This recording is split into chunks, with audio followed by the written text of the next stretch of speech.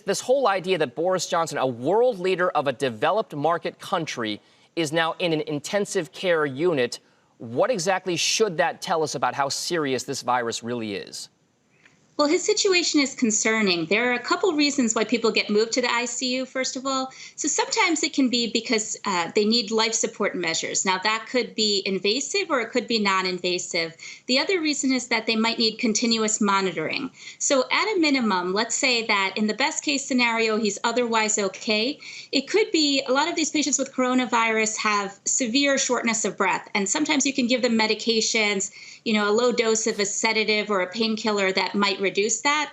So it could be that he's otherwise okay, but might need some medications for comfort, and he's put somebody else in charge because he doesn't want to make major decisions while on these medications. But the more likely scenario is that his breathing is affected so that his lungs and his heart and maybe his other organs need to be monitored more carefully. All right. So, doctor, at this point here, we've heard the reports now that Boris Johnson, the UK Prime Minister, is not on a ventilator, but he is getting oxygen. Does that seem to be consistent with many of the cases that we might be seeing in these coronavirus hotspots, that it's not necessarily that everybody's on a ventilator, but they just need round-the-clock care?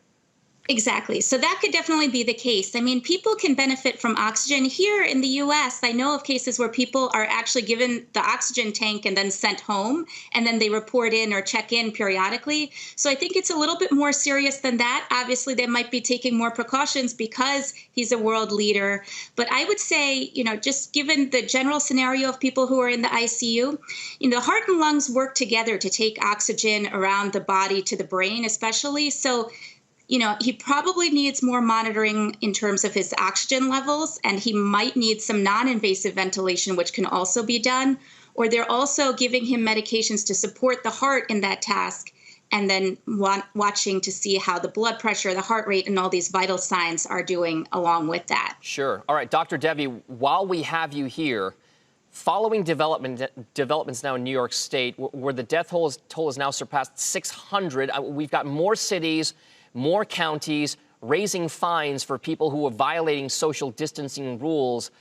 Does a higher fine or more punitive damages result in more positive results from social distancing in your mind? Well, I think that's the goal that we want to achieve. I'm not sure if this will actually do that. So right now, in New York, this is such a hot spot. People know that they should be social distancing. So the reason that they're not is probably something powerful. I mean, some of the reports we're getting are about funerals. So people want to mourn. They're having these religious ceremonies. My opinion is people might be going outside because they're struggling with other things: depression, loneliness, anxiety. I know of people who are having suicidal ideations in the middle of this. There could be issues with addiction. I mean, I'm sure drug dealers are out doing business at this time, because the opioid crisis, it didn't go away just because the coronavirus also came to be a crisis. So I'm not sure if the fines are the most effective way, first, because of the people involved. And second, in terms of law enforcement, our first responders are used to saving lives, and especially at this time, they're seeing death all around them. So I'm not sure if they will actually go after people to ticket them for congregating in groups. It seems counterintuitive.